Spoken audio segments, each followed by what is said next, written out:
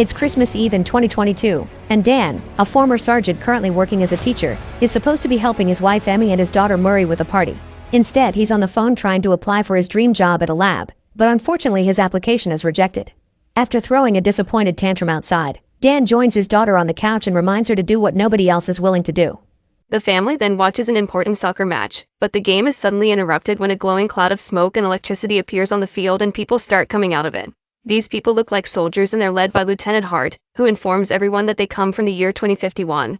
An alien species known as the White Spikes have invaded Earth and most of humanity has been wiped out, so these soldiers are here to ask for people to travel to the future with them and help them fight the war. As months pass, countries all over the world send as many soldiers as they can, but it seems it's never enough. The future keeps asking for more people, and only a quarter of those who go come back. When they run out of trained soldiers, the government begins drafting civilians to join the fight. This causes riots on the streets because many people believe they shouldn't be sent to a war that doesn't affect them. Dan continues to work as a teacher, but his students don't seem too interested in what he has to teach because they don't see the point if they'll be dying anyway. The only exception is Martin, who is obsessed with volcanoes and always wants to talk about them all the time. At that moment, Dan receives an important message on his phone. He's been drafted. Dan goes to the military facility and he's put through some tests that confirm he'll be able to join the fight because he'll be dead in 7 years. Suddenly Dan feels a painful sensation on his arm and discovers they've put a metal device on his arm. He's informed that the device will keep track of him in the future. After 7 days of touring, the device will bring him back. Afterward, Dan goes to tell Emmy the news, and she immediately decides they should run away. Dan points out he can't get rid of a government tracker, so Emmy begs him to talk to his dad, who Dan hasn't seen since he was abandoned as a kid.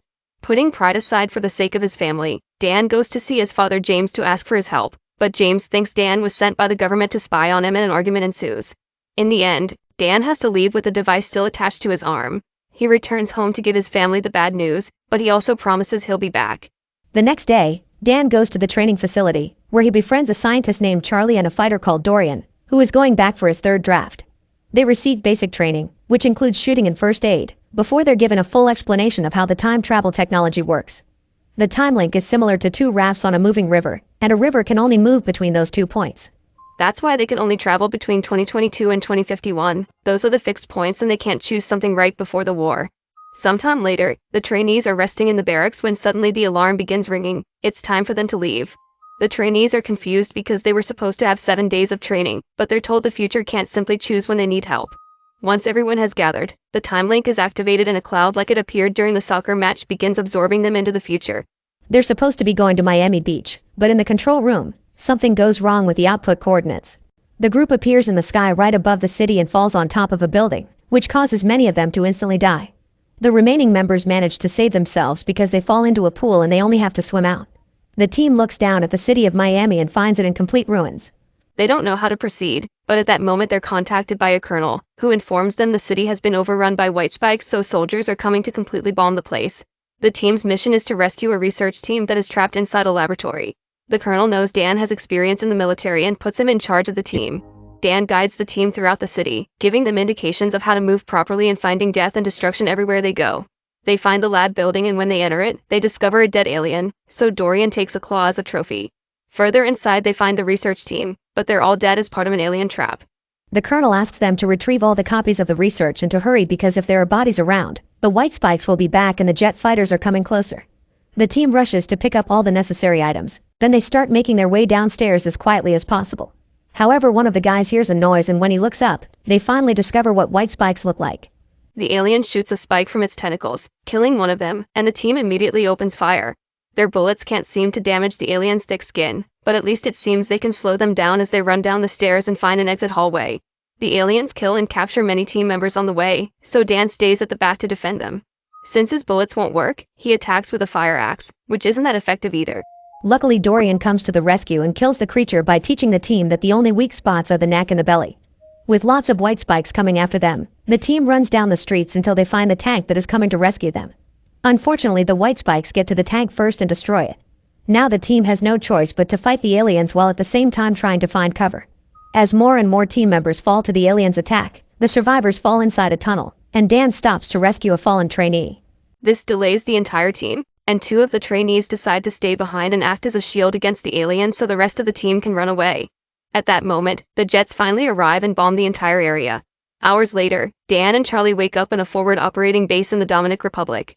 They find Dorian, who informs them the rest of the team is dead and scolds Dan for having stopped to help a fallen person which put in danger anybody else. Dorian admits he suffers from cancer, and he's learned that he's the one that gets to decide when he dies. Their talk is interrupted when Dan is requested to see the colonel. When he hears another soldier refer to her by her surname, Dan is shocked to realize this is an older Muri. She grew up to be a scientist, and she's the lead researcher in the Air Force, which she created herself. Muri explains she didn't bring Dan to see her father again. She actually needs his help with something. In fact, she acts all cold and professional around him. Then she proceeds to show him the recording of a different-looking white spike. All the aliens they fought in the city were males, and this one is female. She's more aggressive and much rarer. She also nests underground. The male white spikes will die to defend her because it seems all they care about is the survival of their species. The bombs the military use have a toxin Muri created, and so far it's been killing the male white spikes without issues. However, the female alien survived that toxin, so Muri needs Dan to join the extraction team and capture a female white spike to be studied. Hopefully they can develop a stronger toxin that will kill the alien's main source of reproduction. The team gets ready and leaves in helicopters, where Muri tells Dan the story of what happened.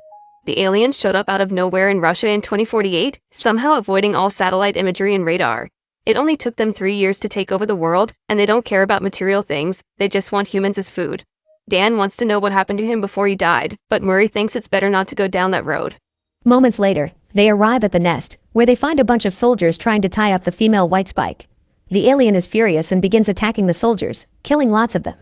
Muri joins them and lands a clean shot on her neck, giving the others the chance to put more rope around her and stop her from leaving.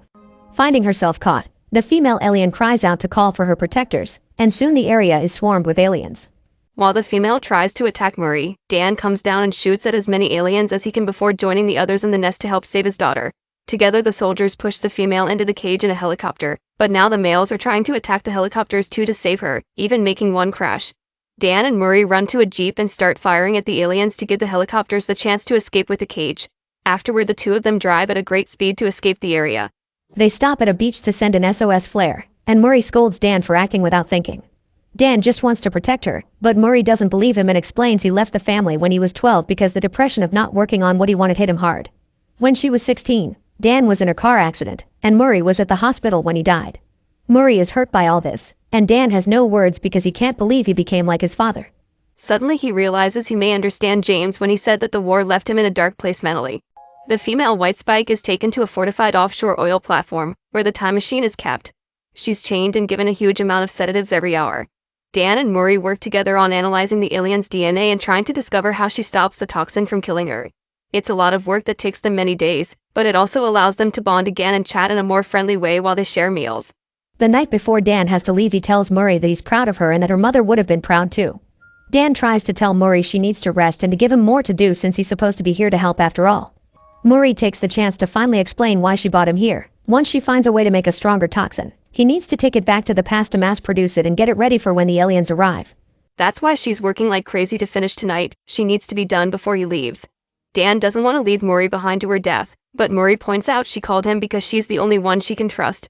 At that moment, the machine finally finishes a toxin with a 100% match for a female white spike, but it's also the moment the alien wakes up and calls for her protectors. As a bunch of male aliens arrives to attack the platform, Dan thinks they should kill the female to stop the attack, but Muri points out they only have one sample of the toxin and it could help more in the past. While the soldiers begin defending the platform the best they can and many aliens crash into the labs, Muri and Dan run around the platform to try to make it to the helipad where Dan should be for the time jump, which will happen in a few minutes. The two of them shoot lots of aliens on the way, yet Muri still gets hit by a spike. Dan tries to help her walk, but she's in too much pain, and the platform is about to go down because the aliens crashed a ship against it. Muri apologizes for being cold to Dan, and after saying she loves him, she gives him the toxin, urging him to take it back to save everyone. Suddenly an alien shows up and drags Muri down with it, causing Dan to jump after her to save her. However, that's the moment when the time machine activates, and the time link takes Dan, Dorian, Charlie, and the others back to the past. Thankfully, the toxin is safe in Dan's hand and the vial doesn't break. Charlie is fine, but he confesses he stayed hidden like a coward. Dan tells Hart they need to mass-produce the toxin and send it to the future to kill all the aliens, but Hart has bad news. The time machine isn't working anymore, probably because the aliens on the oil platform have destroyed the other end of it. They can't go back ever again, meaning it's all over. Dan returns home and barely can believe he gets to be with his family again. He's still in shock because of everything he went through. At night he can't sleep, and he keeps visiting Muri to confirm she's alive. When Emmy checks on him, Dan shares what happened with older Muri, and he's still determined to find a solution to all this. Emmy helps him see the facts they have. They know the aliens attack Russia in 2048, but nobody sees the ships arrive. Maybe that's the year they start moving, but they arrive before, and nobody notices because it's in the middle of a frozen nowhere in Russia. So they need to start looking at years before that. The next day, Dan immediately jumps into action. He visits Dorian and convinces him this isn't over yet. Then they take Dorian's trophy claw to the lab Charlie works at. Charlie confirms there's sediment on the claw that looks like volcanic ash that came from either China or Korea. They don't understand how Asian ash can end up in Russia, meaning they need to ask a volcano expert. Next, Dan goes to see his student Martin, who explains there was a huge volcanic eruption in Asia thousands of years ago. If the ash was blown by the wind, it could have gotten caught in Russian waters, which eventually became ice. This means the creatures have always been here on Earth, frozen under hundreds of layers of ice. That's why they never saw the ships arrive. The reason why they wake up in 2048 is that's when climate change finally finishes melting all the polar ice. They take this theory to the government, but since they don't have any proof, they aren't given the resources to find the alien nest. They need to do this the illegal way, and Dan knows just the right person. His father James, who has been living off the grid for years and has his own plane. Hearing Dan say "I need your help" convinces James to help with the mission, no matter how crazy it sounds. Dan also gets in contact with Hart, who worked with Muri in the future and is ready to finish her beloved leader's mission. Hart brings a few soldiers with her, plus plenty of weapons and some copies of the toxin. The team travels to Russia, and Charlie promises this time he won't hide. When they make it to the Academy of Sciences glacier, they begin looking around the area for signs of anything strange. They stop when they discover their machines are going crazy because there's a weird magnetic field surrounding them. Using lots of explosives, the team opens a hole in the ground and enters an ancient cavern, where they finally find the frozen spaceship. Dan points out that entering the ship is extremely dangerous and they could go tell the government they've found proof, but everyone agrees the government has been useless and it's up to them to make things right. They use a chainsaw to cut through the ice and the team enters the ship while leaving Charlie and James outside in case something tries to escape. The group reaches the cockpit and realizes this is a crash site. The aliens never intended Earth to be their destination. Surprisingly, the body of the pilot isn't a white spike.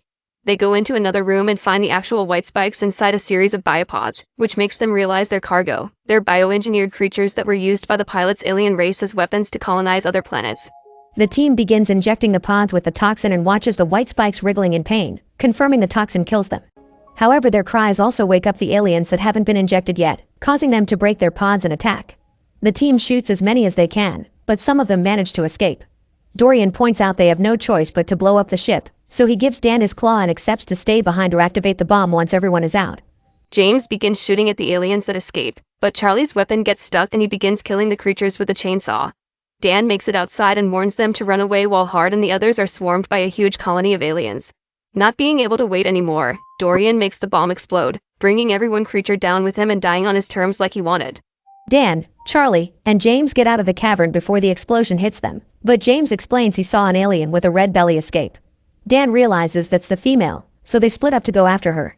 The Queen finds one of them and attacks, but it turns out it's a snowman covered in clothes that James put up as a trap. When the Queen goes after him instead, Dan shows up to hit her with his snowmobile. Then father and son being shooting together until they push the Queen off the edge of the cliff. They know she isn't dead yet though and get ready for her return. When the Queen attacks again, she pushes them to separate them, then shoots a spike at Dan before going after him. Dan uses that same spike to stab her mouth and James uses the chance to hit her with an axe, leaving her blind. The Queen begins thrashing around in desperation and Dan takes the chance to inject the toxin into her leg. However, the Queen removes that leg so the toxin can't spread in her body. When the Queen tries to go after Dan, he gets a grenade ready to bring her down with him. But at that moment, James raises his wounded hand to make the alien smell his blood and go after him instead. Dan refuses to lose his father after they reunited, so he jumps on the Queen and slices her neck with Dorian's claw. After hitting her a few more times, he takes out the last vial of toxin and inserts it in her mouth before kicking her down the cliff again. The Queen crashes against a big rock and finally dies. The next day, newscasts all over the world report an explosion in Russia that killed a bunch of aliens, and the government tries to take credit for it. Dan returns home and reunites with his family, finally allowing James to meet his granddaughter. Now they can all work together for a better future. Make sure to subscribe and turn on notifications so you can watch more videos like this. Thanks for watching.